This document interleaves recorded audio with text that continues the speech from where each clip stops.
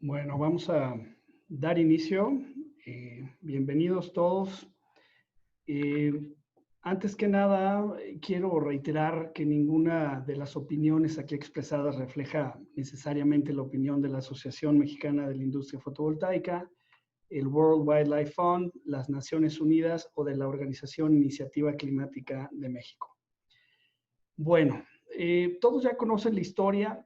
Alguien entró en contacto con un animal portador de un virus desconocido y en cuestión de meses el mundo cayó en una crisis que muy pocos, si es que ninguno, han presenciado. Más de 450,000 personas han perdido la vida y decenas de millones han perdido su fuente de empleo.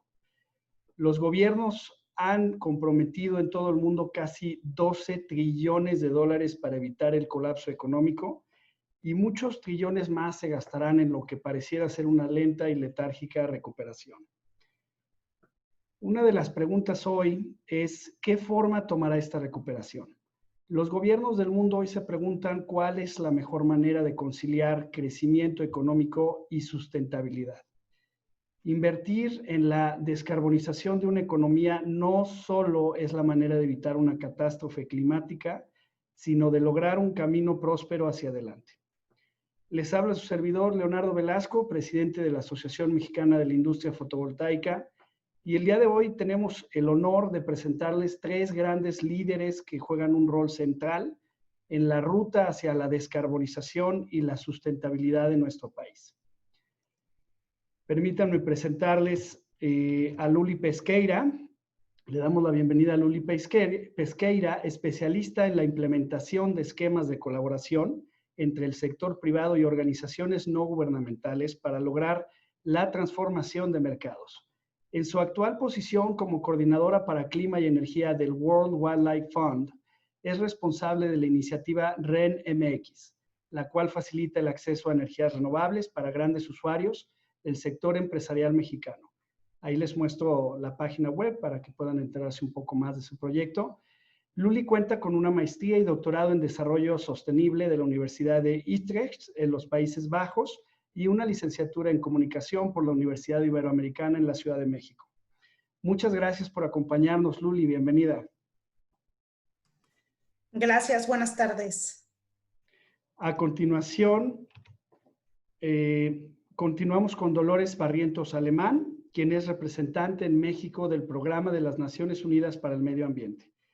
Dolores ha diseñado e implementado importantes proyectos de promoción a renovables, participó activamente en el diseño y emisión de la Ley General de Cambio Climático en el 2012 y la Ley de Transición Energética en el año 2015. Ha ocupado cargos que la posicionan de manera única en el área de financiamiento climático, ocupando cargos en el Banco Interamericano de Desarrollo y el Banco Nacional de Comercio Exterior. Cuenta con una licenciatura en Economía del Tecnológico de Monterrey y una maestría en Administración Pública de la Escuela John F. Kennedy de la Universidad de Harvard. Bienvenida, Dolores. Gracias por acompañarnos. Gracias por la invitación. Buenas tardes a todos.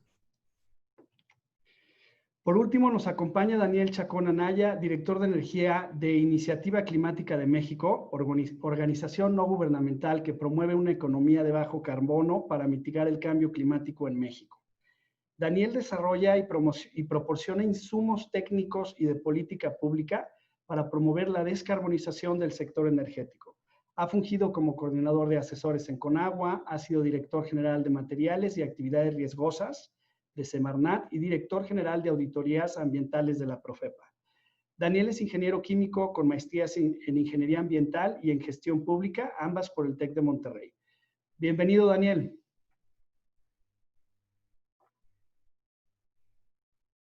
¿Tienes el mute? Sí, tenía el mute. Buenas tardes, muchas gracias por la invitación a este importante evento. Gracias. A nuestro auditorio, muchísimas gracias por acompañarnos esta tarde. Nos acompañan, se registraron más de 700 personas que están siguiendo esta transmisión. Nos gusta muchísimo que este sea un tema que los busca informarse y acudir hoy a nosotros. Les agradezco. Antes que nada, unas breves estadísticas de nuestro auditorio. 59% de nuestra audiencia está en empresas pymes mexicanas dentro de la industria de renovables, principalmente alrededor de la industria solar fotovoltaica, en actividades de instalación, distribución o fabricación de equipos. 21% proviene de múltiples instituciones académicas, 8% de instituciones de gobierno, federales, estatales y municipales, 6% representa a empresas renovables con un alcance internacional, 3% proviene de organizaciones no gubernamentales y 3% de medios de comunicación. En términos geográficos, 61% de nuestro auditorio se conecta desde el centro del país, en los estados que se muestran en pantalla, y el resto está homogéneamente distribuido con el resto de la República. Podemos decirlo, estamos transmitiendo a lo largo y ancho del país, qué gusto nos da. Y por último, hicimos durante el registro una pregunta muy importante, una pregunta de sondeo. ¿Qué tan favorable para el medio ambiente consideras que ha sido la actual administración? A lo que 60% de nuestros participantes respondió totalmente desfavorables, 19% mencionó que no está en total desacuerdo, pero que podrían mejorar, 10% sutilmente o parcialmente a favor y 11% está totalmente de acuerdo con las disposiciones actuales en torno a medio ambiente. Este webinar se diseñó para un formato de 70 minutos, considerando intervenciones de nuestros ponentes de 2 a 3 minutos. Al final habrá oportunidad de elegir algunas preguntas del auditorio y tendremos una breve intermisión también para hacer una encuesta al auditorio. Iniciamos. Como saben, son tiempos de álgido debate para el sector energético y hablando precisamente de esta coyuntura energética, y por coyuntura nos referimos principalmente a los acuerdos de CENER, CENACE y quizás hasta el recién publicado Programa Sectorial de Energía. La pregunta es, ¿qué nuevos retos perciben para la preservación del medio ambiente? Adelante, Luli, comenzamos contigo. Muchas gracias, Leonardo. Pues mira, desde nuestra perspectiva vemos 3 principales retos que nos preocupan. El primero tiene que ver con que si bien esta administración no había priorizado los temas medioambientales y también de energía renovable, ahora con la crisis sanitaria, pues más se hunden en la agenda pública, ¿no? Si bien ha salido el tema de renovables gracias a todas estas controversias y propuestas, en la agenda pública, en la lucha por recursos, pues entra una disputa importante entre todos los problemas que tenemos que afrontar como país, ¿no? Entonces tenemos la emergencia sanitaria, que evidentemente es urgente atender, pero eso pues pone en riesgo desfasar otros temas importantes como el cambio climático y relegarlos a un segundo plano. En un segundo punto, la otra cuestión que vemos es que a nivel de los medios se ha generado como una idea de que gracias a justo el confinamiento que estamos viviendo, como que se ha mejorado la calidad del aire, las emisiones, la biodiversidad regresa a lugares que ocupaba antes. Y si bien puede ser que sea cierto y si bien se ha visto que han disminuido las emisiones del sector eléctrico en un 8%, no quiero que eso nos dé la falsa esperanza en el sentido de que por esta breve pausa ya vamos en un camino correcto, porque lo que tendremos que hacer es lograr esa disminución de emisiones sostenidamente en un periodo de 10, 15, 20 años, ¿no? Y si tomamos este momento como un experimento, imagínate cuánto tendría que cambiar la economía para poder justo lograr este desacoplamiento de las emisiones y el crecimiento económico. Y el tercer punto, nada más rápidamente, es que vemos a nivel de México, pero también a nivel internacional, una pérdida como de fe en los procesos multilaterales, ambientales, climáticos. México no está tomando en serio, al parecer, el gobierno, los acuerdos comprometidos en el Acuerdo de París, y pues el liderazgo de otros países también se ha perdido, ¿no? Entonces eso deja toda la discusión climática un poco como a la deriva. Gracias. Completamente. Muchísimas gracias, Luli. Adelante, Daniel, continuamos con tu opinión. Muchas gracias. Yo creo que desde que empezó la función pública de protección al medio ambiente al principio de los 90, posiblemente finales de los 80, nunca habíamos estado en una situación tan crítica en materia de protección ambiental, en materia de salud pública con respecto a los contaminantes, y nunca las instituciones encargadas de aplicar las leyes ambientales y de vigilar su cumplimiento habían estado tan diezmadas en sus recursos para poder trabajar. Estamos en una situación verdaderamente triste en términos de medio ambiente. Yo creo que pues tendremos que esperar a que las cosas se compongan en el camino, pero se me hace difícil, dada la preeminencia que se le ha dado a actividades bastante dañinas para el medio ambiente. Y particularmente estamos hablando de este énfasis tan grande de regresar a la explotación masiva del petróleo pretendida. Desgraciadamente, pues ya el tiempo y la explotación del petróleo ya pasaron, los yacimientos están bastante agotados, pero querer regresar a aquellos tiempos y mover el país a base de petróleo y en lugar de ver por energías renovables y avanzar en el camino de la tecnología y avanzar en el camino de la conciencia ambiental de este país en conjunto con el resto de las naciones, estamos yendo para atrás. Todo esto ha significado un retroceso de muchos años para nuestro país, y yo la verdad veo un ambiente muy difícil para todas las actividades que sean de mejora del medio ambiente y de preservación de los recursos naturales. Estamos perdiendo bosques a una velocidad increíble. Estamos volviendo otra vez a emitir acciones de gases de efecto invernadero, igualmente cuando deberíamos estarlas disminuyendo de manera sensible y decidida. Yo creo que la baja de los presupuestos o lo que se pretendió de disminución de presupuestos para la CONAMP y para la CONAVIO han hecho a estas dos instituciones prácticamente disfuncionales. Y bueno, podríamos seguir por este camino. La caída de los salarios de quienes tienen que trabajar en estos temas también. Yo creo que no habíamos pasado un tiempo así, y bueno, pues esperaremos unos años para ver si podemos otra vez recuperar el tiempo. Claro. Gracias, Daniel. Por favor, Dolores, adelante. En tu caso me enviaste unas ayudas visuales que deben estar ya en pantalla. Gracias, Leonardo. Bueno, comentabas acerca de este nuevo escenario energético, lo cual significa o asumimos que ese combustóleo que en el pasado se vendía a la industria de transportación marítima, ahora va a tener que estar siendo quemado por las plantas de la CFE. Entonces yo nada más quise mostrar estos mapas. Del lado izquierdo están localizadas esas plantas de la CFE que estarían quemando ese combustóleo.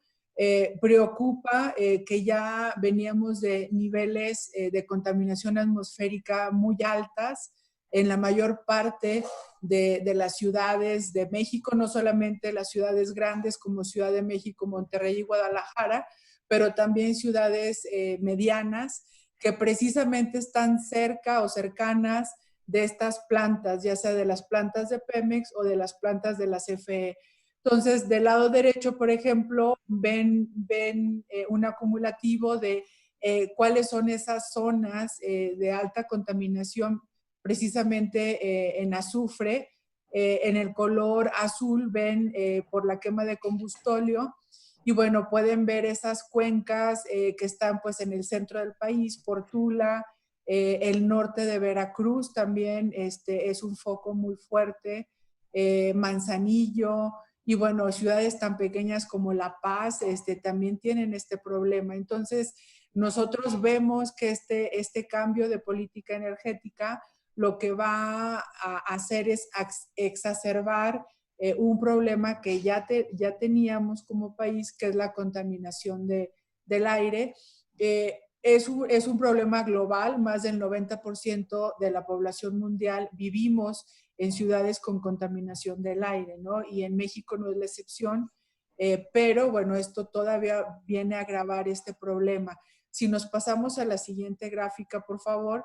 En la siguiente gráfica simplemente estamos mostrando esas cuencas atmosféricas que nos preocupan eventualmente y que son medidas tanto por Semarnat como el Instituto Nacional de Ecología y Cambio Climático, el centro de México, el sur de Veracruz y el norte de Veracruz. Aquí no está referenciado porque tanto Tuxpan como Poza Rica seguramente no tienen equipos de medición de contaminantes, por eso no está aquí, pero seguramente estaría, ¿no?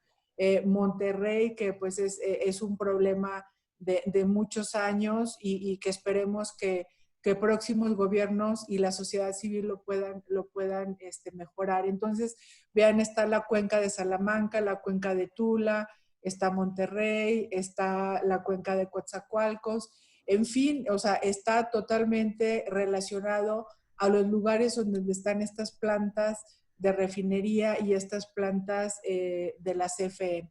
Y bueno, también importante hacer esa relación, tú hablabas de la crisis de salud y que ya es una crisis económica global que está provocando COVID-19. Como todos sabemos, la contaminación del aire lo que nos hace es tener enfermedades respiratorias, cardiovasculares, asma, en algunos casos cáncer, diabetes, alta presión. Y todas estas enfermedades lo que nos está haciendo es muchísimo más vulnerables a COVID-19, a este virus COVID-19. Entonces, la contaminación está directamente relacionada a nuestra salud y nuestra salud está directamente relacionada a la salud de los ecosistemas, ¿no? Que es donde están saliendo todas estas patógenos y pandemias que, bueno, COVID-19 desafortunadamente no va a ser el último que podríamos estar viviendo en los próximos años. Muchas gracias. Gracias, Dolores. Pues una situación compleja en todo el sentido de la palabra, una situación que sí tiene un impacto profundo hacia el medio ambiente, ¿no? Para la siguiente participación, les he pedido a nuestros invitados que eligieran una gráfica que describa de manera particular la relación que existe entre el sector energético y el medio ambiente. Y obviamente que nos guiaran con sus propias palabras a través de su significado.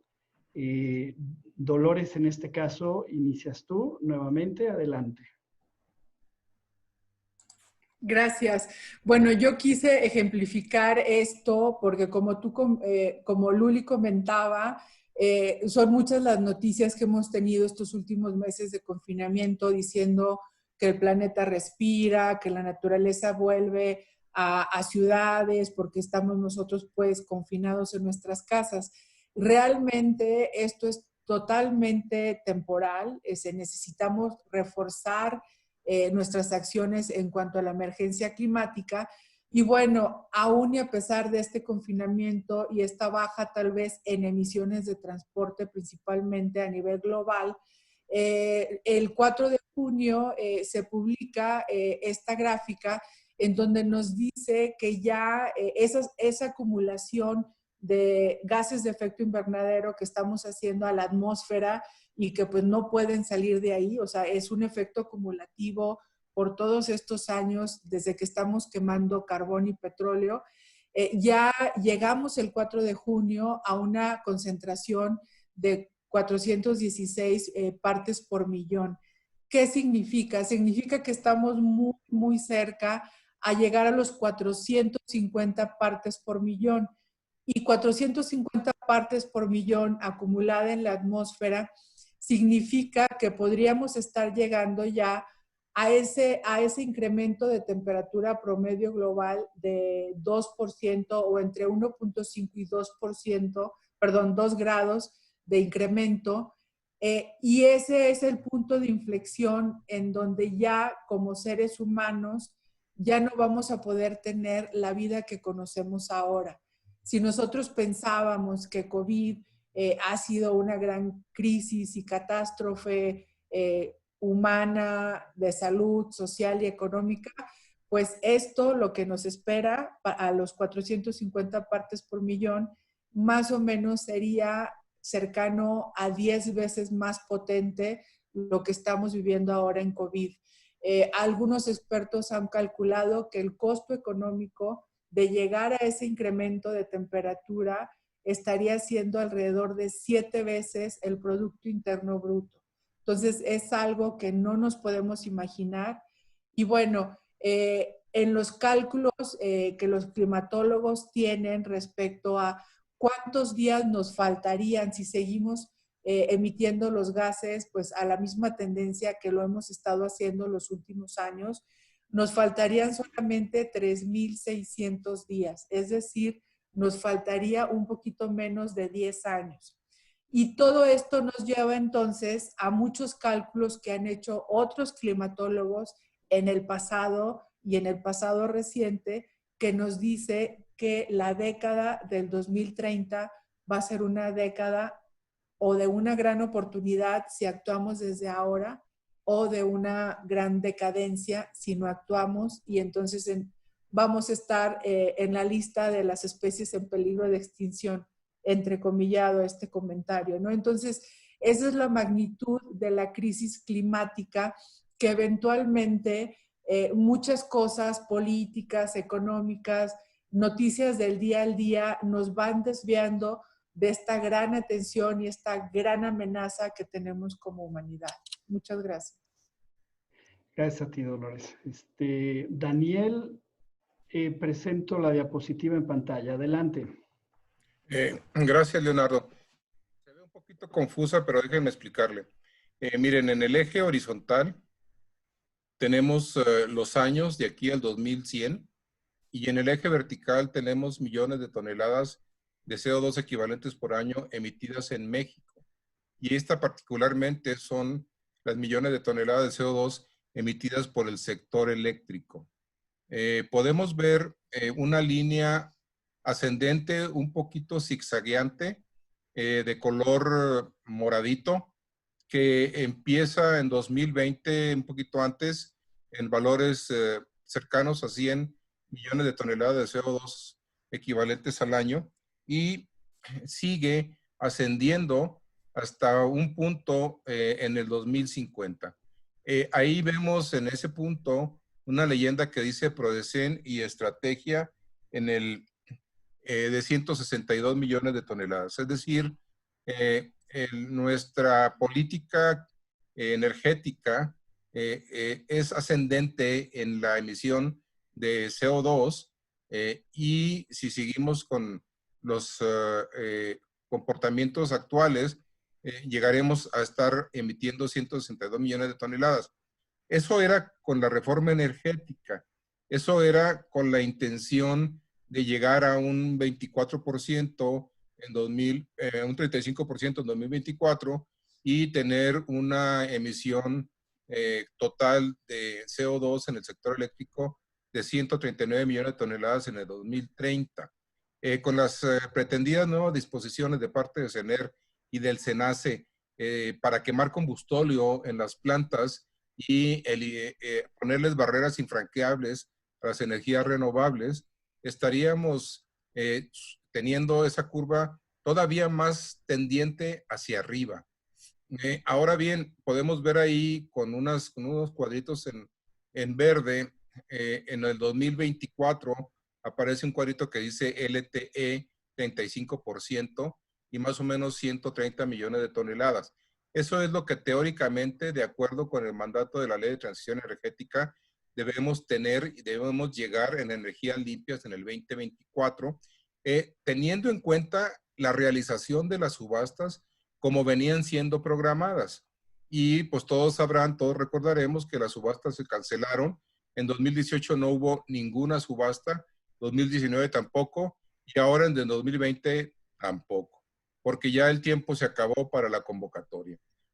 Si hubiera habido la cuarta subasta de 2018, la cuarta subasta en 2018, que técnicamente es la primera subasta de 2018, y hubiéramos seguido con las subastas subsecuentes en 2019 y en 2020 como estaban programadas para alcanzar esta meta, habríamos alcanzado o estaríamos en posibilidad de alcanzar este 35%. No es así. Por otra parte, podemos ver un cuadrito, el otro cuadro verde en la parte superior que dice NDC. Estas contribuciones nacionalmente determinadas, estos son los compromisos con el Acuerdo de París.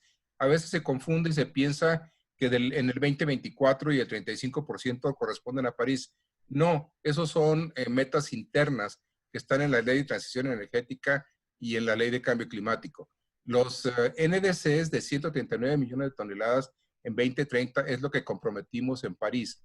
Estaremos, si hubiéramos seguido con las subastas, estaríamos alcanzando más o menos, como dicen en la escuela de panzazo, esa marca del NDC, pero sin embargo seguiríamos subiendo en lugar de bajar. De todos modos, traíamos chueca la brújula ya desde antes del cambio de administración. Ahora con este cambio de administración, la brújula está totalmente descompuesta. Y la línea azul hacia abajo, ustedes ven, ese debería ser el comportamiento para estar de acuerdo con la línea, con lo que pide París. La línea punteada es la línea de temperatura de 1.5 grados. La línea sólida es la línea de temperatura de 2 grados. París nos pide que no permitamos que la Tierra se caliente más allá de estas temperaturas con respecto a los niveles preindustriales. Esa ruta ahora se ve lejana, lejanísima. Deberíamos estar llegando a energías totalmente renovables, limpias, en 2050. 0 emisiones de carbono, 0 plantas de gas, 0 plantas de combustóleo, 0 plantas de diésel. Todas deberían ser plantas limpias. Y ya muchas plantas, nos queda poco tiempo. De 2020 a 2050 son 30 años. Muchas plantas estarían ya al final de su vida, pero la intención de construir nuevas plantas de gas, como lo anunció Bartlett, nos llevaría a que esas plantas de gas estarían todavía operando en el 2060, algo totalmente en contra de París. ¿Cómo se puede ver entonces nuestra trayectoria medioambiental en el tema de cambio climático? Está totalmente al revés. Gracias. Tenemos también esta gráfica para que nos la presentes, Daniel. Correcto. Esta es una comparación con el estado norteamericano de California. El estado norteamericano de California es la quinta economía mundial, pero tiene una característica interesante. Tiene una población de 40 millones de habitantes y tiene un consumo eléctrico muy parecido a la totalidad del consumo eléctrico de México. Son sistemas de dimensiones muy parecidas. Y aquí podemos ver, ustedes pueden ver en la gráfica de la parte media hacia arriba, el color rosita es California y se refiere a la composición de energías renovables del estado de California, ¿sí? Sin considerar grandes hidros y sin considerar nucleares, que en el caso de México sí se consideran. Y pueden ver que el color rosa domina, tiene mucha generación renovable. Y de la parte media para abajo vemos que el color azul domina, y adivinen qué, es México con sus energías fósiles. En petróleo estamos altísimos, en coque y calor residual también, en gas natural no se diga, en carbón igualmente. Estamos totalmente al revés de un sistema eléctrico muy parecido a nosotros, que además no tiene ciencia de cohetes. Los sistemas eléctricos son muy parecidos en todo el mundo. Un poco de software en algunos casos ayuda, pero no tenemos pretexto. Estamos lejísimos de tener una matriz verdaderamente renovable, y el ejemplo más claro que tenemos cerca de nosotros y donde viven muchos mexicanos es California, y podemos compararnos con ellos. Gracias. Gracias a ti, Daniel. Adelante, Luli, muestro tu diapositiva. Muchas gracias. Pues siguiendo con el tema que comentaba Daniel sobre los compromisos de México y cómo nos evalúa la organización Climate Transparency en cuanto al progreso que México está haciendo o no para cumplir estas metas.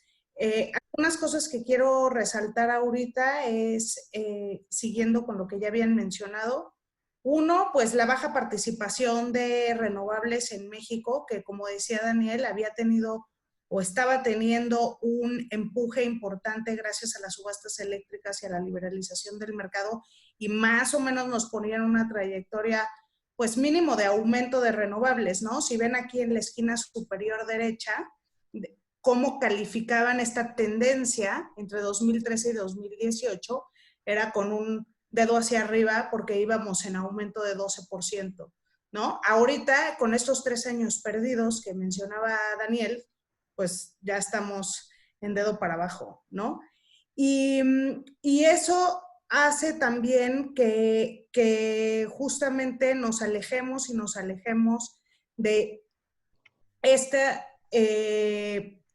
de este espacio donde podemos tener la vida como la conocemos hasta ahora. Como decía Dolores, las implicaciones de no estar alineados con una ruta climática de 2 grados o idealmente de 1.5 grados es que entramos a una zona totalmente incierta. Nadie puede asegurar, ¿no? Tenemos ahí obviamente índices de cosas que pueden pasar. Nadie puede decir exactamente el día que va a ser y la magnitud en la que va a ser, pero yo creo que si esta crisis que estamos viviendo ahorita nos puede dar un poco de ejemplo de cómo la vida humana puede ser disrumpida por una crisis de esta naturaleza, pues deberíamos de poner atención a estas cosas y deberíamos, y creo que esa es parte de todos, el interés de todos nosotros, de tener una voz colectiva que realmente utilice las avenidas de la democracia para elegir gobiernos que nos aseguren una trayectoria más favorable. Excelente. Muchísimas gracias, Luli. Pues grave en realidad y creo que hay que conectar los puntos de toda esta información. Un infográfico pues tiene el poder de llevarnos a muchas reflexiones y les agradezco por todo esto, ¿no? La siguiente pregunta, que creo que ya en parte Daniel nos estaba acercando a esa reflexión con la analogía hacia California, pero ¿con qué país sugieren comparar nuestra agenda de desarrollo económico y conservación natural? ¿No? Es un tema complicado, sin duda alguna se ha intentado hacer fuertes analogías en este respecto. Daniel, no sé si quieras agregar algo o te quedas con la analogía de California.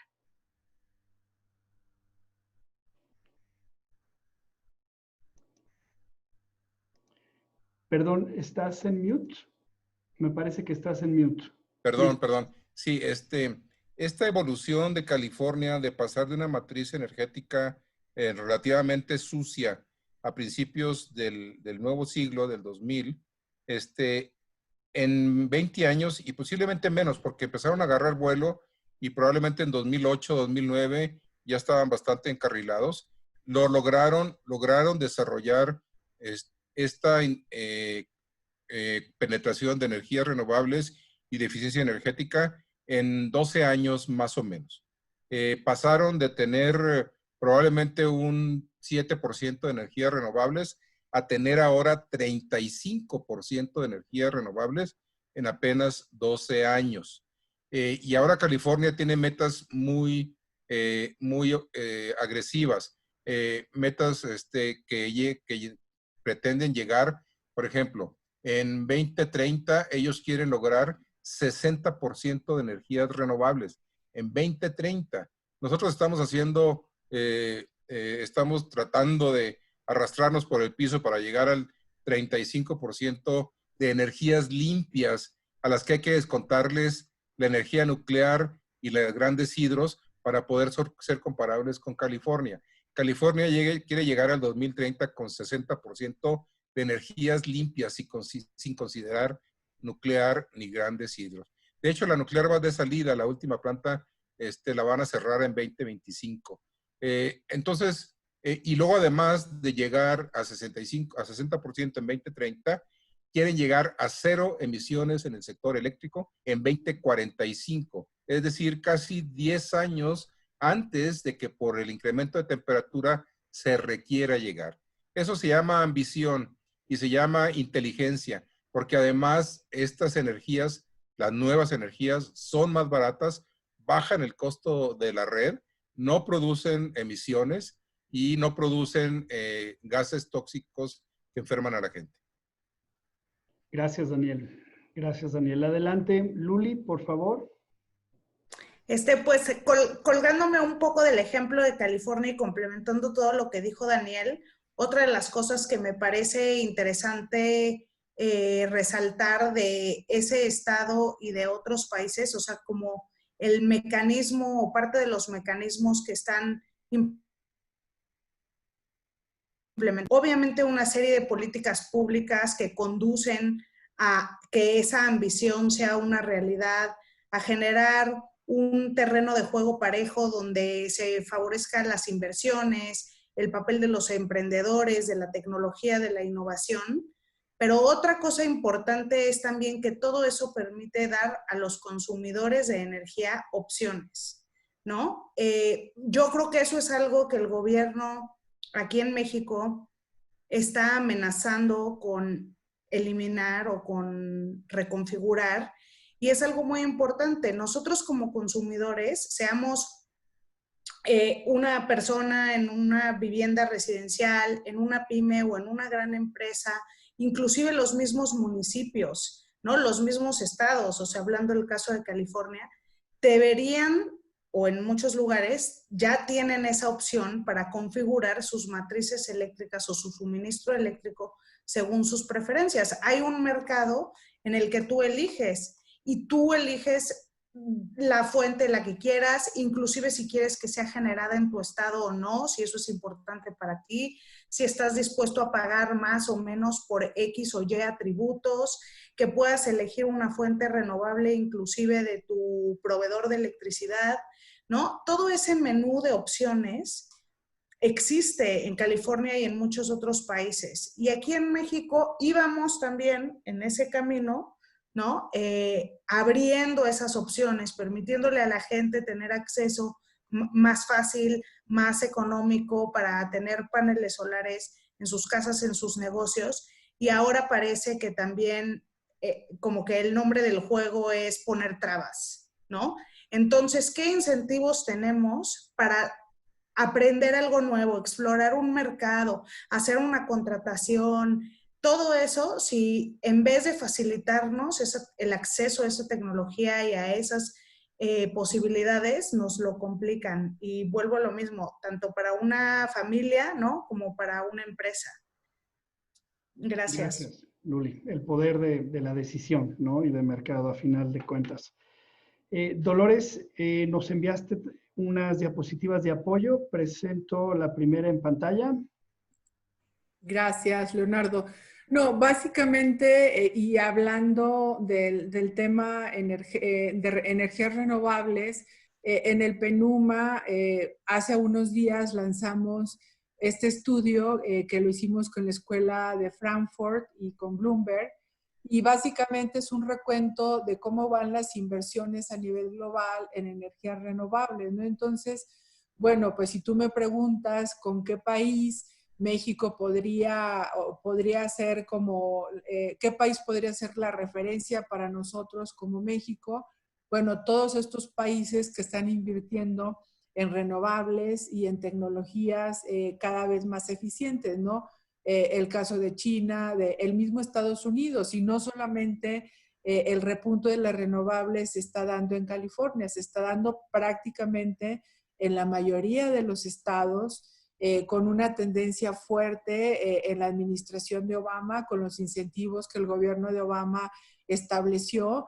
Y bueno, ellos, independientemente que el actual gobierno no tenga también una afinidad hacia las renovables y hacia la energía limpia y a la agenda climática, pues los estados se fueron por la libre y siguen modernizándose en las utilities en sus respectivos territorios. Entonces, eso ha dado grandes inversiones también en Estados Unidos, a pesar de la nueva política federal, ¿no? Japón también, Alemania es punta de lanza ahora con el New Green Deal que tiene la Unión Europea, ese plan estratégico de largo plazo que establecieron, implica seguir invirtiendo en su matriz energética y hacerla mucho más limpia lo antes posible, Incluso en este paquete de recuperación, la señora Merkel anunció también nuevas inversiones ya en otras nuevas tecnologías, ¿no? Como el hidrógeno. Y bueno, yo creo que el impulso que traían las inversiones y la reforma energética que se empezó a dar en el 2013 en México, nos impulsó a que todavía México aparece en un lugar preponderante en términos de inversión acumulada en energías renovables, y al lado derecho todavía aparecemos con un incremento de inversiones del 2018 respecto al 2019. Si nos vamos a la siguiente gráfica, lo único que quería mostrar es también otro estudio que el PENUMA saca todos los noviembres, y es el Emissions Gap Report, y es cómo vamos en alcanzar esas metas del Acuerdo de París por tecnologías o por algunos países.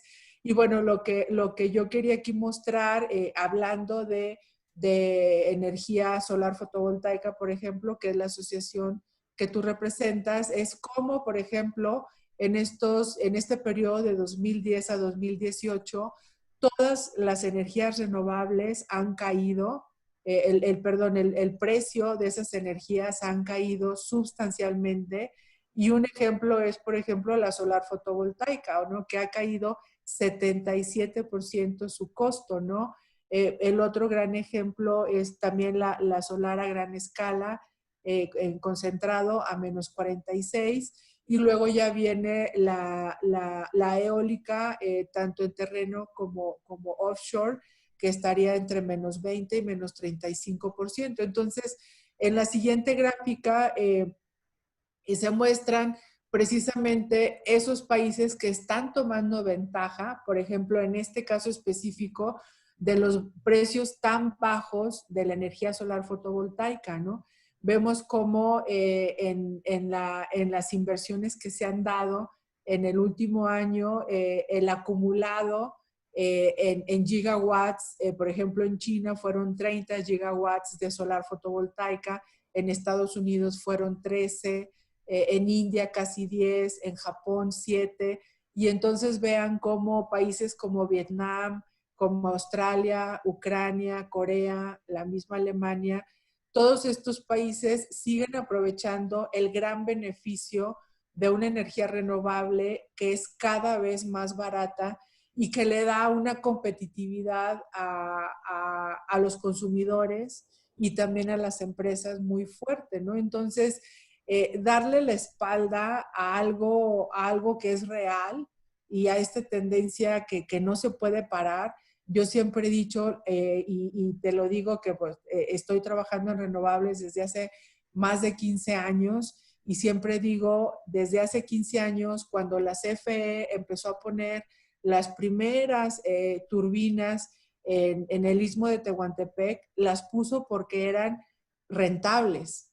O sea, desde aquel entonces, esas turbinas hace 15 años eran rentables porque era un sitio pues con gran capacidad y gran potencia eólica. Y a lo largo de todos estos años, bueno, estas renovables siguen siendo mucho más rentables, y es por eso que cerca en 20 estados de la República Mexicana tenemos solar y tenemos eólica, y en algunos lados geotermia, porque son y seguirán siendo muchísimo más baratas que quemar petróleo y muchísimo más baratas que cualquier otra alternativa tecnológica que tengamos en este momento. Entonces, como consumidores, no podemos darle la espalda a las renovables a pesar de cualquier cosa. Completamente, Dolores. Muchas gracias. Que por cierto, este reporte recién fue liberado, el de REN 21, famosísimo, importantísimo, que ya completa, cubre todo 2019. Entonces, a todos los que estamos en la industria, pues esperamos con ansias estos reportes, y acaba de salir. Bueno, le voy a pedir a Manuel, director de la MIF, que me ayude a liberar la encuesta de opinión que tenemos preparada para ustedes. Muy sencilla encuesta de opinión. Queremos saber un poquito de los hábitos sustentables que tienen, desde donde sea que nos estén escuchando y las preguntas las hicimos un tanto abiertas con la libertad de que pudiera ser bajo un entorno particular o bajo un entorno laboral. La primera, pues hablamos de movilidad sustentable. En ocasiones ahí también podemos referirnos a los que han hecho un cambio de un vehículo a un sistema de movilidad, inclusive como una bicicleta. Generación con fotovoltaico en casa o negocio, composteo, reciclaje. Aquí hablamos de los principales residuos, entendemos a veces no se puede hacer el 100%. Consumo de carne, entendemos todos también existe una fuerte implicación detrás de ese suministro. Procuramos una selección de marcas locales y orgánicas y por último apoyamos cada año a ONGs y fundaciones con proyectos sustentables. Muy importante, vamos a compartir los resultados antes de terminar. Podemos ver que ya el 50% de los participantes está emitiendo un voto. Vamos a avanzar mientras llenan las respuestas nuestros participantes. Bueno, esta pregunta de especial importancia para todos ustedes que tienen proyectos, que están encabezando grandes iniciativas. ¿Para qué proyecto en específico quisieran convocar apoyo en el auditorio? Adelante, Lulia, iniciamos contigo. Sí, claro.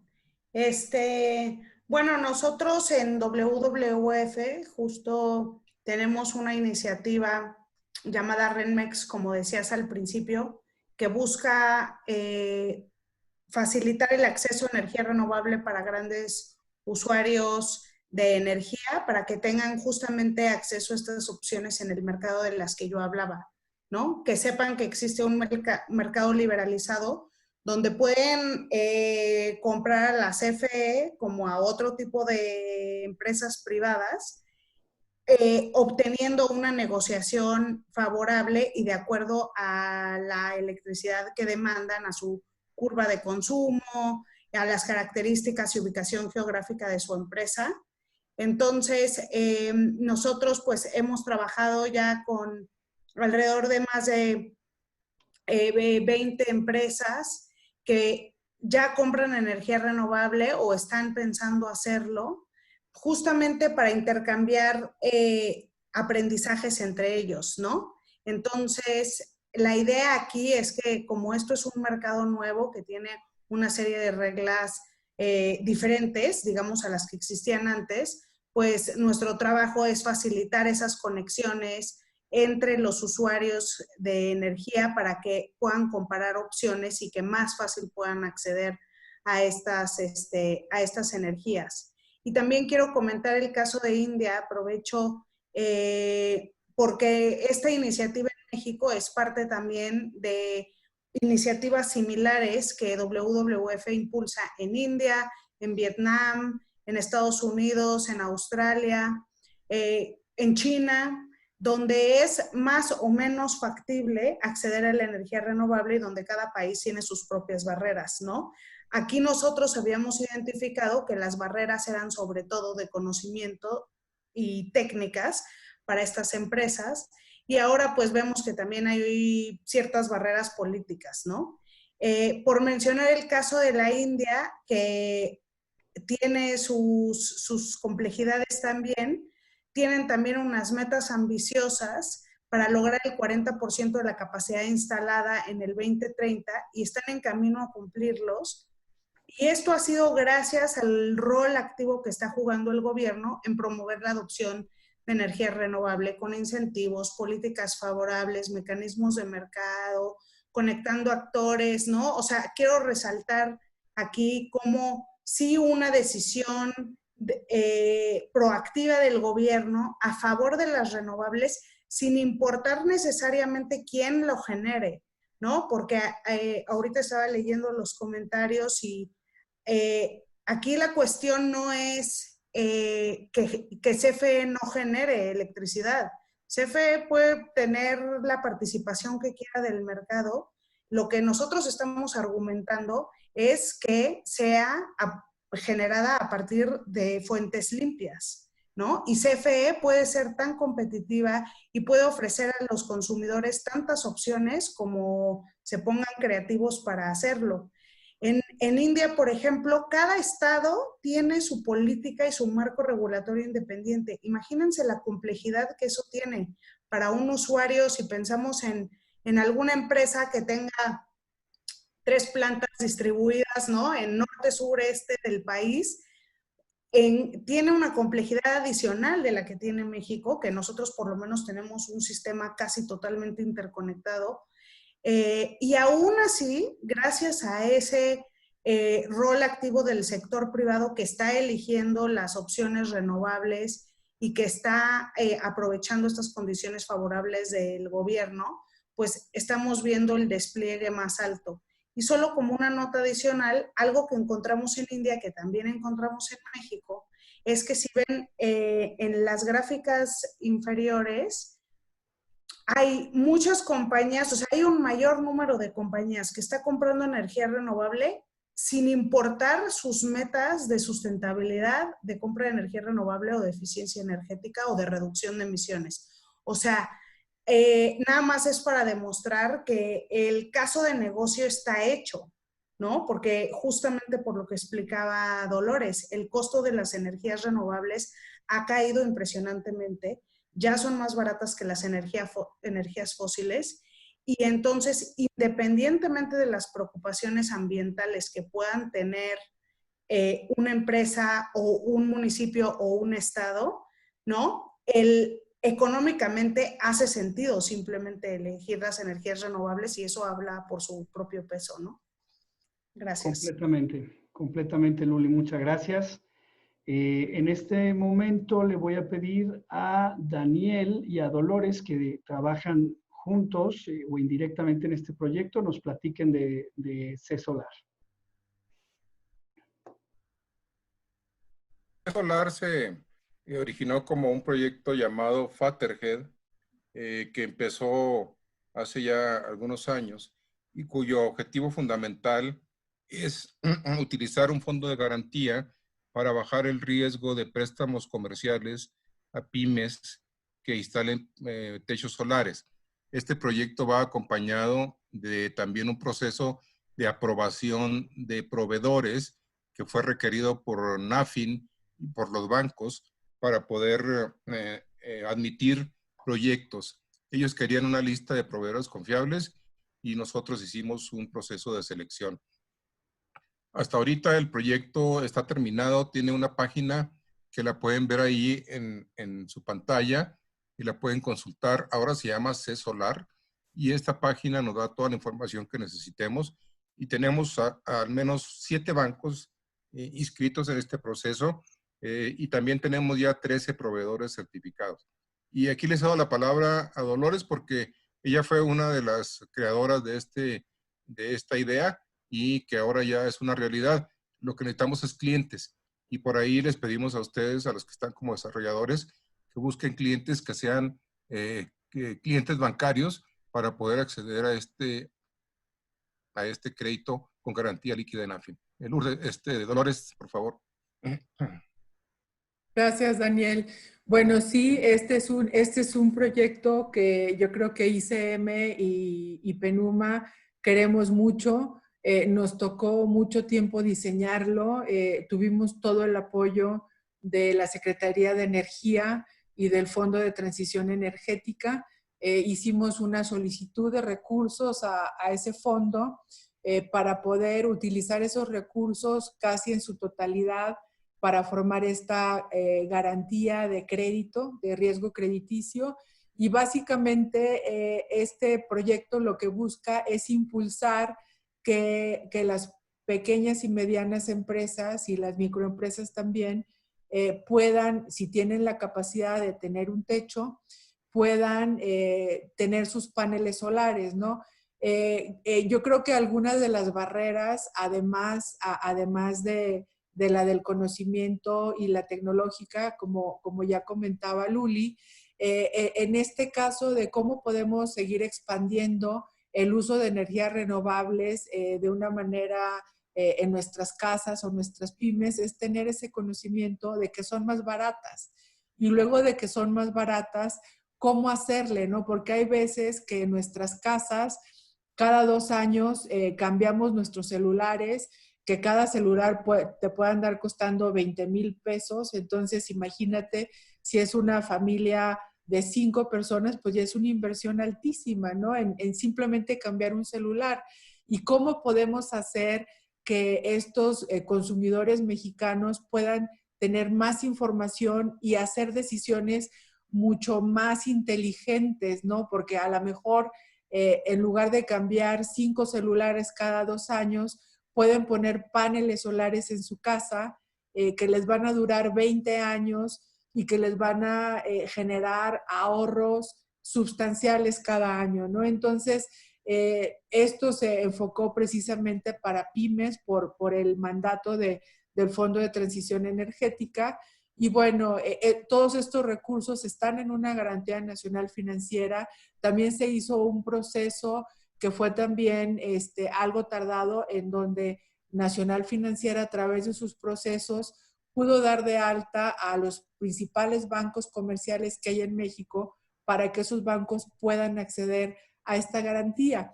Y básicamente, platicando con los compañeros de NAFIN que manejan esta garantía, pues eso le da, por ejemplo, la posibilidad a una pequeña y mediana empresa de financiar su panel solar, pero al mismo tiempo, como decía Daniel, con proveedores de paneles solares certificados al más alto nivel, o sea, a estándares internacionales que dentro del proyecto se desarrollaron, incluso con el apoyo de la cooperación alemana de GIZ.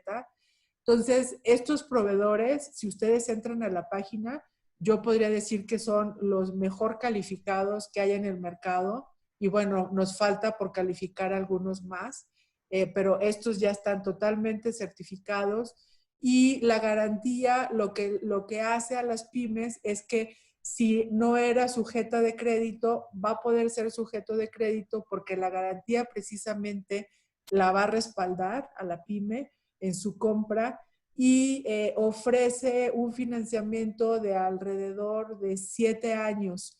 Normalmente, si uno tuviera el dinero para comprar los paneles solares, el repago de nuestra inversión tal vez se haría en promedio entre 3 y 4 años. Pero bueno, el financiamiento que ofrece es muy bueno, es a 7 años y a una tasa muy competitiva comparado con otros instrumentos financieros que hay para pymes, ¿no? Entonces, los invitamos a que entren a la página, a que contacten a estos proveedores y a que empiecen a preguntar cuánto podría salir, qué bancos, a lo mejor su banco ya está inscrito, cómo podemos facilitar que ese ejecutivo de cuenta de ese banco ya inscrito en la garantía pueda tener acceso a mayor información de la misma. Y bueno, estamos a sus órdenes si tienen alguna pregunta. Muchas gracias, Dolores.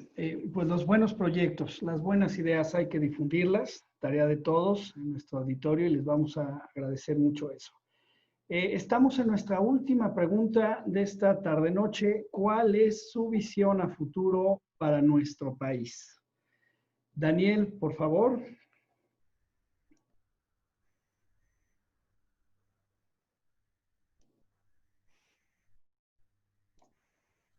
Perdón, tenía medio escondido el menú del mute. Quisiera ser optimista, pero no puedo.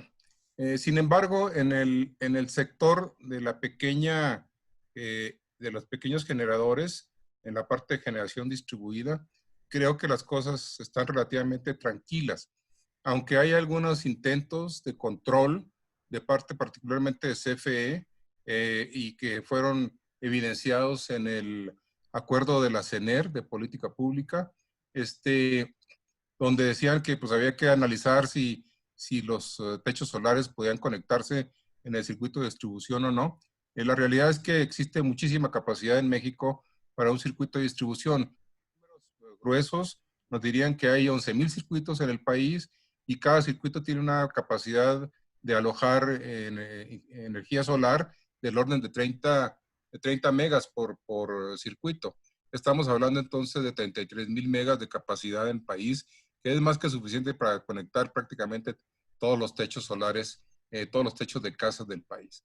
Entonces yo creo que en la parte de la pequeña generación distribuida solar, las cosas no están tan mal. Claro, los desarrolladores van a decir que la CFE está cada vez más lenta en toda la parte de interconexión, y es cierto, están arrastrando los pies porque no quieren competencia, pero de ahí a que hubiera ya disposiciones normativas impidiéndolo, como se pretendió hacer con la gran escala, creo que todavía la estamos librando. Entonces, en ese sentido, podemos ir por las energías renovables de pequeña escala, y eso también elimina emisiones. Desde ese punto de vista, yo creo que tenemos una buena posibilidad.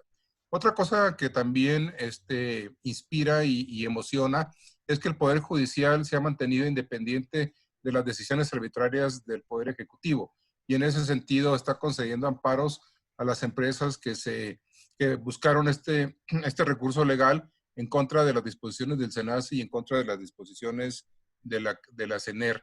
Entonces, desde ese punto de vista, creo que la independencia del sector judicial, si se mantiene y ya da soluciones definitivas a estos amparos, nos da la esperanza de que finalmente se pueda transitar hacia una economía baja en carbono. También hay presiones internacionales, recordemos, en el TEMEC ya se está criticando a México por parte de Canadá y Estados Unidos por las trabas que se están poniendo en el sector petrolero y también en el sector eléctrico. Entonces yo creo que también la presión de afuera va a servir para que esta embestida que se tiene en contra de las renovables desaparezca o se modere suficientemente para permitir trabajar y avanzar en este campo. Ya vemos que el medio ambiente, particularmente las emisiones, y también ya vimos que las emisiones de dióxido de carbono disminuirán conforme vayamos incrementando el porcentaje de renovables. Gracias. Gracias a ti, Daniel. Dolores, adelante.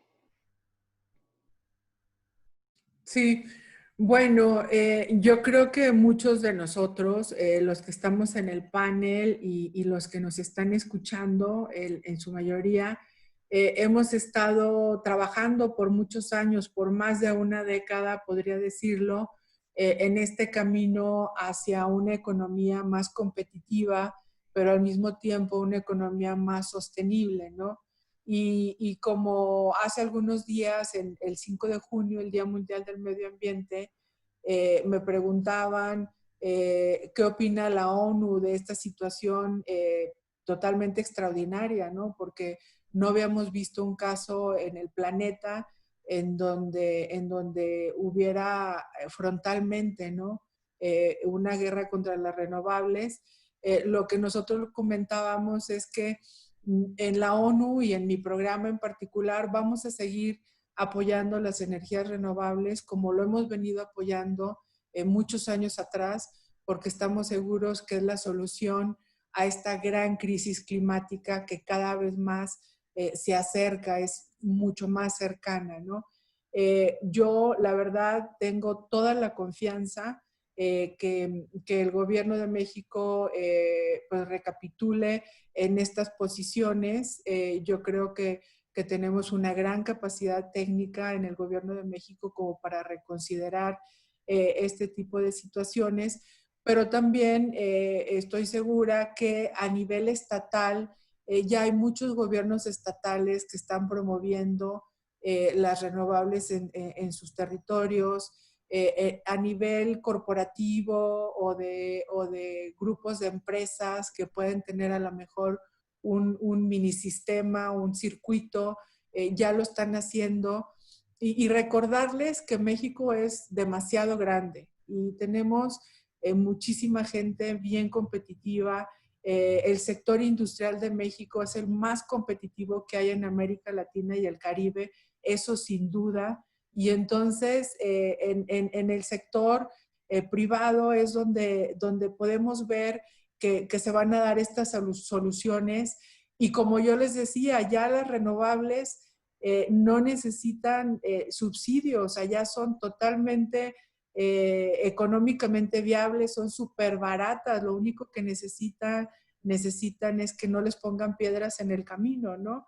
Y eventualmente como consumidores yo les recomiendo, y yo creo que ahí Leonardo, que es el experto fotovoltaico de este panel, que nos diga, Leonardo, o sea, si nosotros en nuestras casas estamos pagando más de 3,000 pesos o de 4,000 pesos al bimestre de energía eléctrica, ya deberíamos de estar con nuestros paneles solares porque ya estamos perdiendo dinero. Entonces, que Leonardo nos comente como consumidores cuál es ese breaking point en donde ya deberíamos de estar buscando un proveedor de paneles solares para ponerlo en nuestros techos, ¿no? Y bueno, la tecnología y el conocimiento sigue, la tenemos que aprovechar. Como país siempre hemos sido un país emprendedor, y yo creo que vamos a seguir adelante, y de parte de Naciones Unidas, bueno, estamos aquí para apoyar en lo que podamos al gobierno federal, pero también a los gobiernos estatales, a los gobiernos de las ciudades. También tenemos acuerdos de cooperación con empresas, con ONGs. Entonces, ahí estamos aplicando la universalidad que tiene la Agenda 2030 y el desarrollo sostenible. Yo los invito a todos ustedes a que sean cada vez más consumidores, más inteligentes y más sostenibles, ¿no? Y bueno, nosotros en América Latina no solamente estamos promoviendo y seguimos promoviendo las renovables. Muchos países, como ya vieron en el mapa, Brasil, Chile, el mismo gobierno colombiano recientemente ha hecho compromisos muy fuertes para las renovables. También estamos apoyando una nueva transformación tecnológica, que es ese otro sector que también contribuye mucho a esas emisiones, que es el sector transporte, ¿no? Y ahí traemos todo un programa de movilidad eléctrica con Chile, con Costa Rica, con Colombia, con Brasil, y próximamente vamos a tener algunas aproximaciones a ciudades para también empezar a implementar esta gran tecnología que es la movilidad eléctrica, y que es la otra gran solución para ese alrededor de 70% del causante de la crisis climática, que es el sector energético a nivel global y a nivel México. Y bueno, yo los invito a que sean cada vez más consumidores responsables, inteligentes, pero que también exijan que podamos tener todas las opciones tecnológicas que cualquier otro país pueda tener, y en este caso estamos hablando de las renovables. Gracias. Muchísimas gracias, Dolores, y te agradezco también la mención. Sin duda alguna, fotovoltaico es una tecnología en la que creemos en la asociación, hemos promovido muchísimo. En México es un poco difícil ver el costo de la electricidad, quizás los efectos de los subsidios no dejan ver claramente lo que cuesta, y hay muchas personas confundidas, pero sin duda alguna es una tecnología que se va a desarrollar, que está proliferando, que está creciendo a doble dígito, y agradezco que lo digas. Representamos en la MIFA muchos profesionistas que ven esto no solo como medio de subsistencia, sino también como una cultura y una forma de vida, ¿no? Esta es una manera de poder juntar nuestra necesidad económica con aquellas necesidades del mundo, y nos encanta, ¿no? Luli, por favor, platícanos tu visión a futuro para nuestro país. Pues yo, como Daniel, no soy tan optimista, tengo mis días, pero bueno, al final nuestra visión es que haya un México donde se dé una transición energética justa, donde poco a poco se vayan impulsando estas políticas y tecnologías que contribuyan a la penetración de la energía renovable, que la democraticen, que haya energía renovable en todas las escalas que sean necesarias, en gran escala, en pequeña escala, en diversas fuentes, porque esa es precisamente una de las grandes oportunidades que ofrece esta transición, ¿no? No queremos energías renovables a cualquier costo y de cualquier manera. Creo que hemos aprendido como sociedad justo de los males que ha traído el sistema energético actual y del mismo sistema económico, ¿no? Lo vemos ahora cómo se evidencian también estas grandes faltas que tiene el sistema político y económico actual. Y la transición energética es parte y ofrece una posibilidad para justo rebalancear estas fuerzas, que haya muchos proveedores de energía para muchos clientes de energía en muchas modalidades, que tengamos una conciencia y un orden de cómo se organiza y se gesta esta transición, porque sin duda hay empresas que se van a quedar sin negocio y hay trabajadores que se van a quedar sin trabajo, ¿no? Conforme esto se va dando. Y todo eso se puede gestionar de una manera que básicamente permita que haya los menos perdedores posibles, ¿no? Entonces, nosotros en WWF, ese es nuestro mandato, ¿no? Buscar la transición energética justa, la democratización de la energía. Y como decía Dolores, igual trabajamos con un montón de organizaciones, con el sector privado, con organizaciones internacionales, con estados, sobre todo de gobiernos locales, estatales y municipales, con la academia, justo para impulsar esos cambios, más ahora que parece que esa es la avenida, ¿no? De abajo hacia arriba. El ejemplo que mencionaba Dolores del caso de Estados Unidos, donde independientemente de lo que diga el Ejecutivo Federal, los estados toman las riendas de su propio desarrollo y hacen sus elecciones, y eso es lo que estamos viendo aquí en términos energéticos, pues, y de inversión, pues presentan una realidad también y una oportunidad, ¿no? Entonces, pues para eso es para lo que nosotros trabajamos y eso es lo que esperamos ver. Comparto también con Dolores la esperanza de que el gobierno recapacite y rectifique un poco alguna de las actividades y de los discursos, sobre todo, que ha promovido, que siento que no siempre son constructivos, ¿no? Creo que hay mucha polarización innecesaria respecto a temas que ya no eran controversia.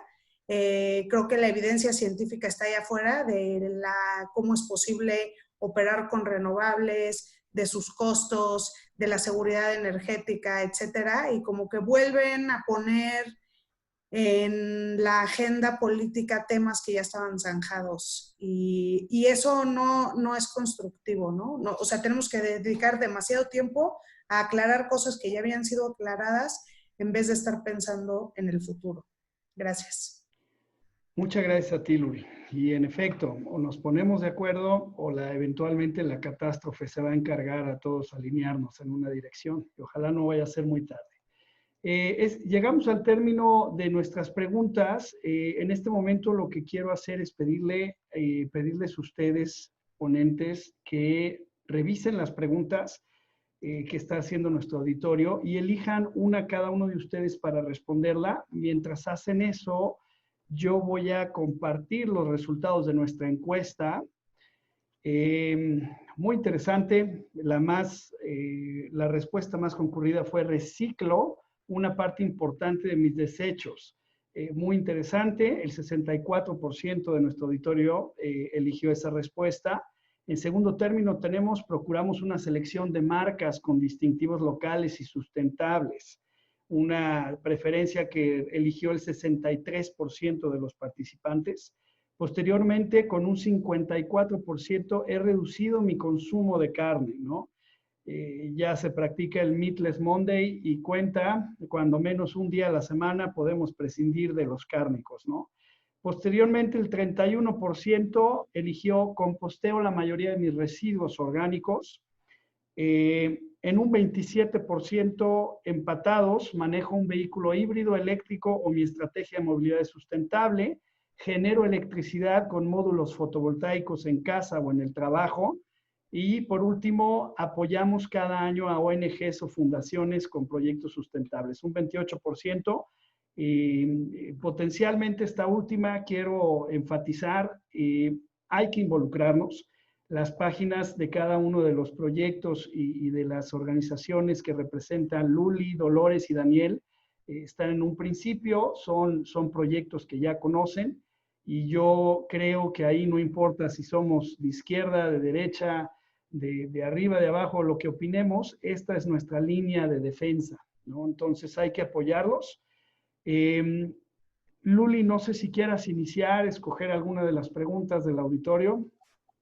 Sí, claro. Pues voy a hacer un mix entre como 2 o 3 que están relacionadas, tratando de contestar varias de sus inquietudes. Relacionadas al tema de la intermitencia, los acuerdos que se están planteando argumentando la emergencia sanitaria.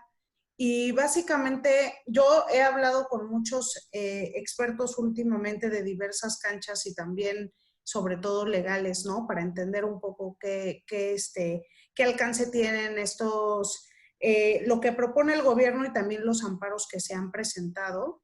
Y bueno, creo que primero lo que debemos de aclarar es que si bien las energías renovables son intermitentes, existen muchos casos alrededor del mundo que muestran cómo se solventa esa cualidad que tienen las energías renovables, ¿no? No es necesario tener un respaldo 1 a 1.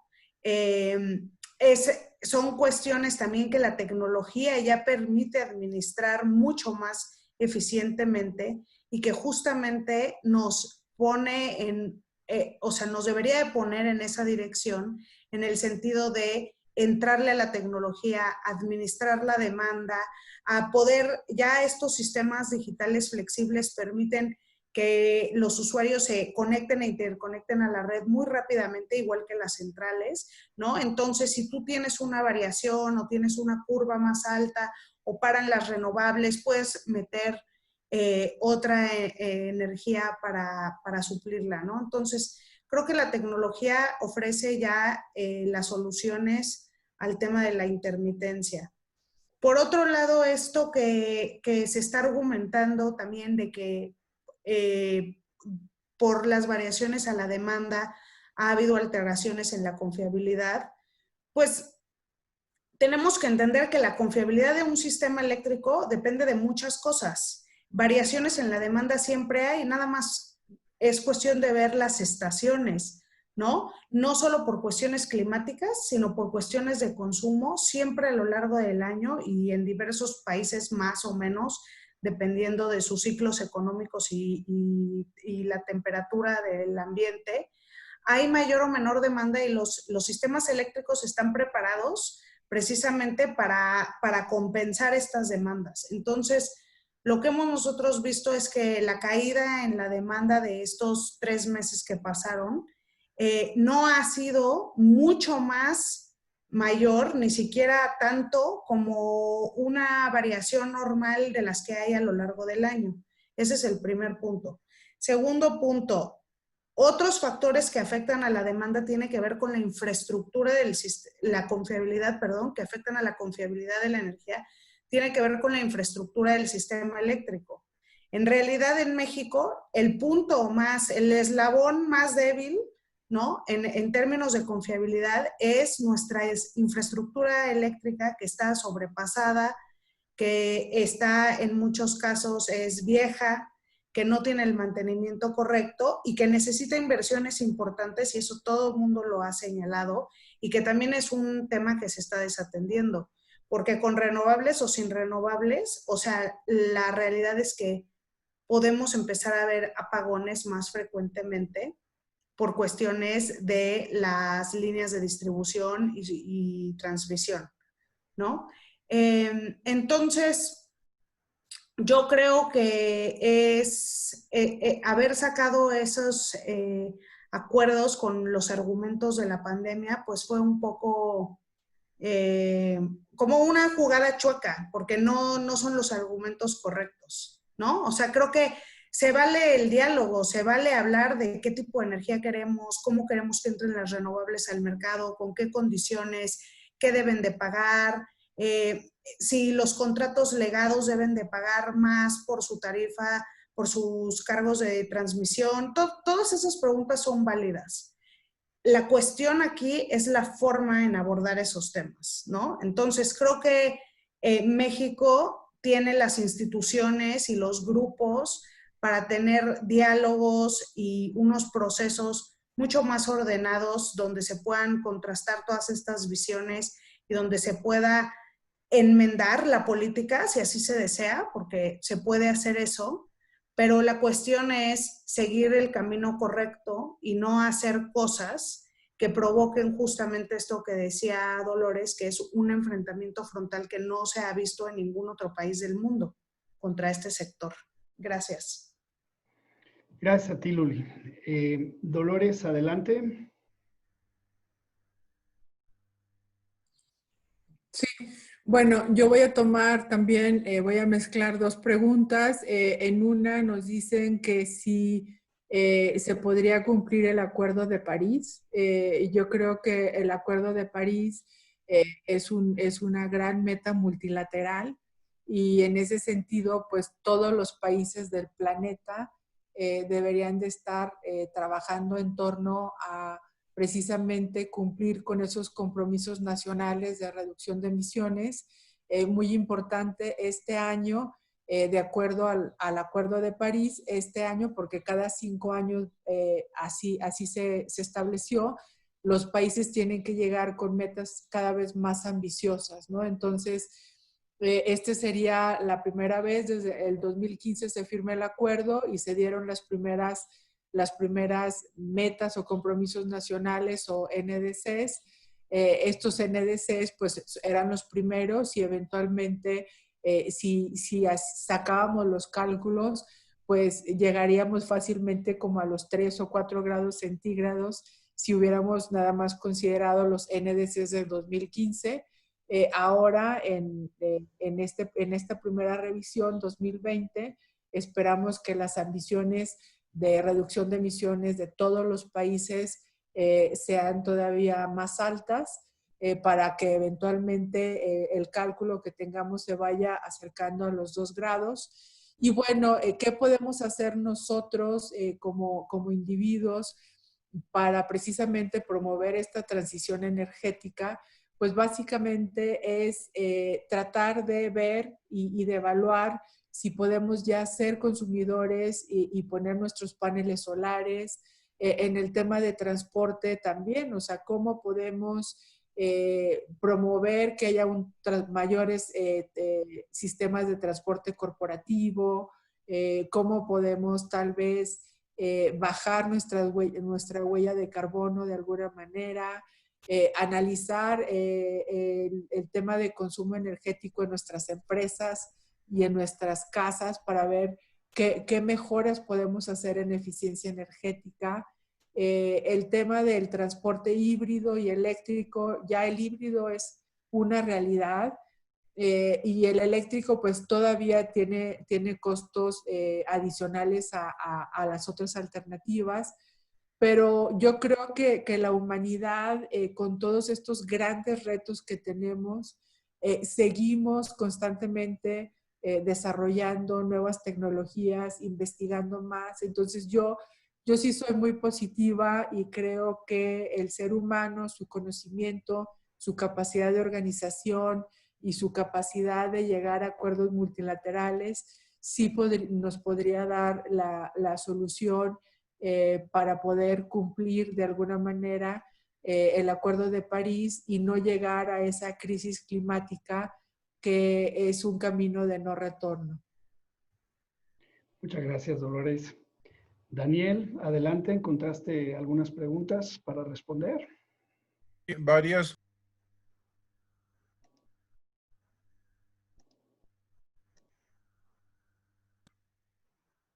Algunas preguntas, entre ellas, preguntan para cuándo llegará la movilidad eléctrica. La movilidad eléctrica se estima que va a haber una paridad entre coche eléctrico y coche de combustión interna más o menos por el año 2022, 2024, cuando el precio de la batería llegue a $100 el kilowatt hora.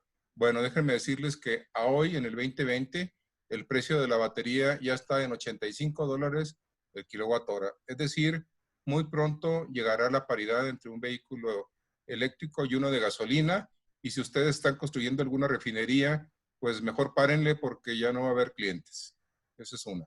La otra, las nucleares. ¿Son las nucleares la solución? Fueron probablemente la solución hace ya muchos años. Ahorita construir una planta nuclear es extremadamente caro y los proyectos nucleares han sido desechados en su mayor parte en todos los países.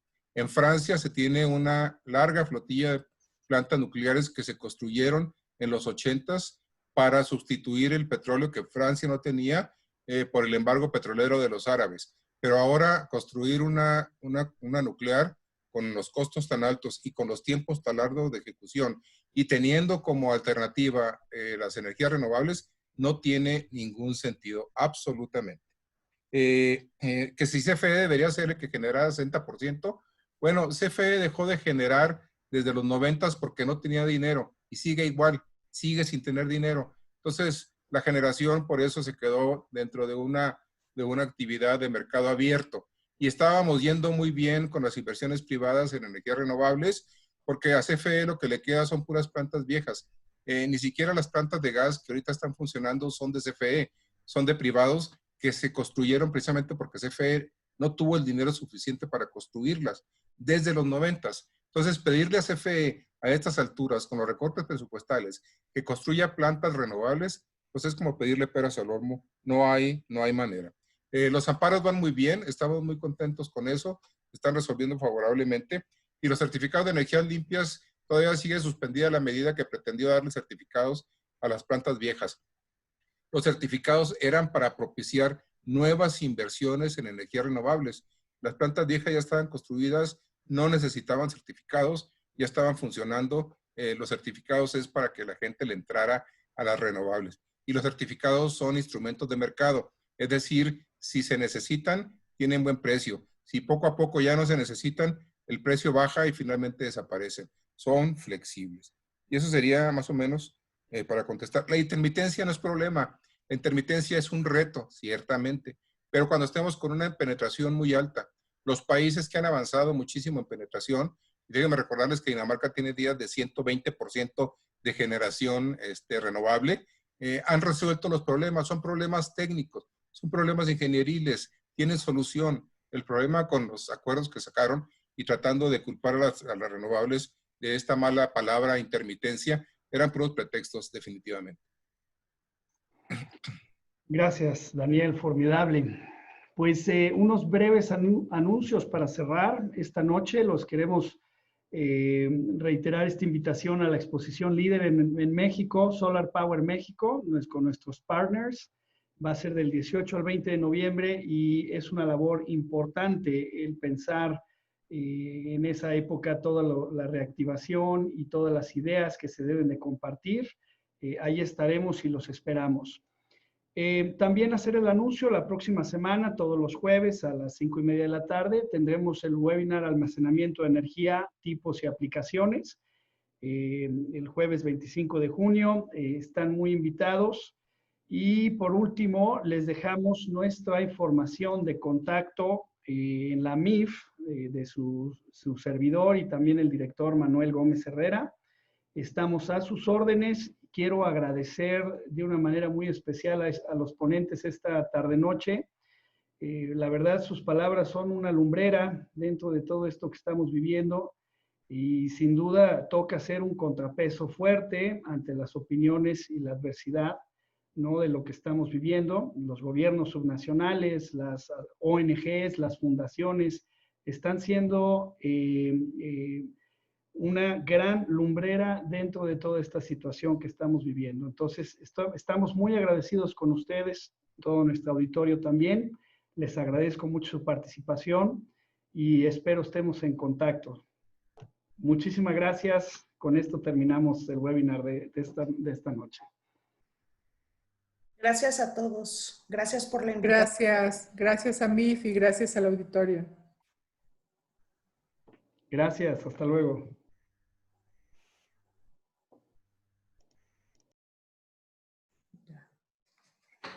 Adiós, gracias a todos. Buena tarde. Muchas gracias, Luli, Dolores, Daniel. Que estén muy bien. Gracias, Manuel, por organizar. Estamos aquí al pendiente. Perfecto. Y seguimos en contacto. Muchas gracias. Gracias. Buena tarde, bye. Buena tarde. Bye, Daniel.